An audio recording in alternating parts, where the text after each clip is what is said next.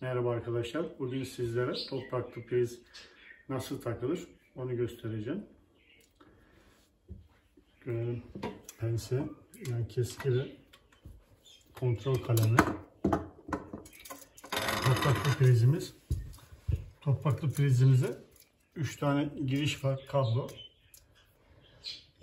Sarı ve yeşil olan topraklama kablosu. Topraklama kablosunun bizim 3 girişimizde toprak kısmına metal, yani şu topraklama şeyi hangisinin içine giriyorsa oraya takıyoruz. Yani ortaya.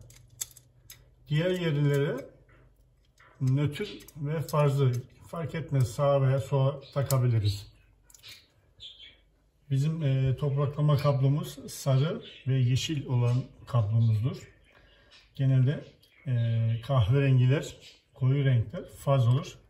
Açık renk olanlar nötr olur. Biz enerjiyi daha önceden kestik. Şimdi vidaları gevşettik. Önce topraklamayı takalım.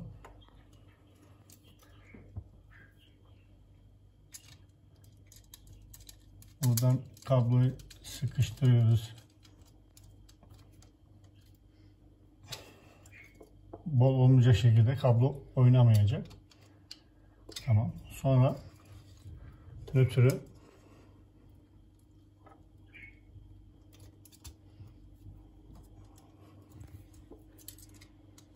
ya buradan vidayı sıkıştırarak kabloyu sıkıştırmış olacağız.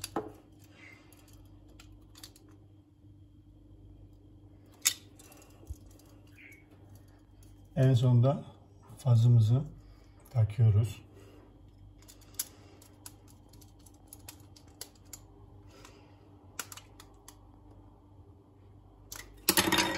Kontrol edelim, oynama var mı? Yok. Şimdi yuvasına güzelce yerleştiriyoruz. Bu yerleştirme de çok önemli.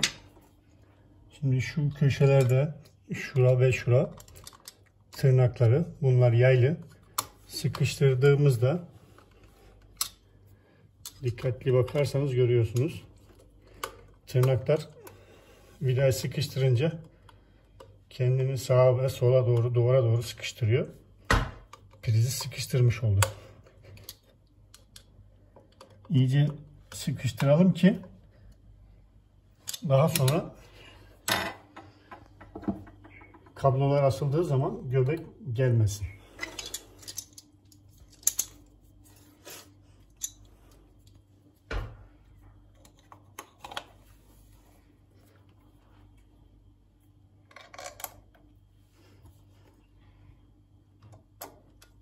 Kapağı da vidalayalım, sabit kalsın.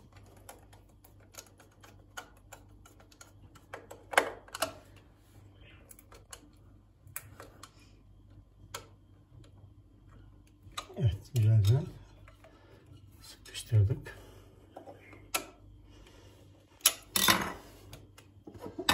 Şimdi elektriği açabiliriz. Evet arkadaşlar, priz montajımızı yaptık. Sigortayı da açtım, prize enerjiyi verdim. Şimdi prizi deneme zamanı geldi. Mutfakta kettle'ı denemek istedim. Evet, gördüğünüz gibi montajımız tamam, doğru oldu.